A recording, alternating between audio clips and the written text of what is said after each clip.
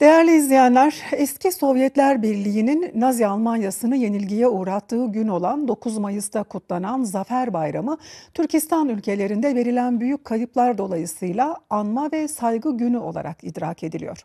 Türkmenistan'da 2. Dünya Savaşı'nda hayatını kaybedenler için anma töreni düzenlendi. Halkın Hafızası Anıtlar Kompleksinde gerçekleşen törende alana çiçekler bırakıldı. Törene Türkmen halkının milli lideri Gurbanguly Berdimuhamedov da katıldı. İkinci Dünya Savaşı'nda 740 binden fazla Türkmen vatandaşı hayatını kaybederken, 10 binlerce kişi gazi oldu.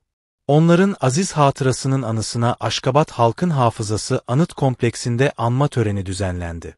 Törene Türkmen halkının milli lideri ve Türkmenistan Halk Maslahatı Başkanı Gurbanguly Berdimuhamedov başta olmak üzere bakanlar, milletvekilleri, askeri kolluk görevlileri, diplomatlar ile kamu kurum ve kuruluşlarından temsilciler katıldı.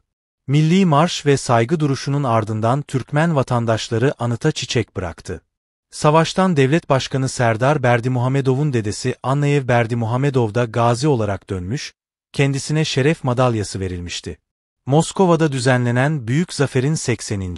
yıl dönemi etkinlikleri nedeniyle törene katılamayan Türkmen lider, yayınladığı mesajda 1941-1945 yılları arasında yaşanan savaşın yüreklerde onarılmaz yaralara yol açtığını ifade etti.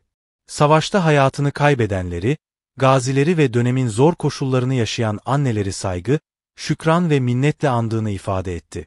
Türkmen lider ayrıca savaş gazilerine hediyeler verilmesi için bir kararname de çıkardı. Askerlik görevine duydukları sadakatleriyle bilinen Türkmenler, kısıtlı koşullarda Sovyetler Birliği'nin savaş yükünü önemli oranda taşımış, Türkmenistan'dan binlerce kilo altın dönemin savaş fonuna aktarılmıştı.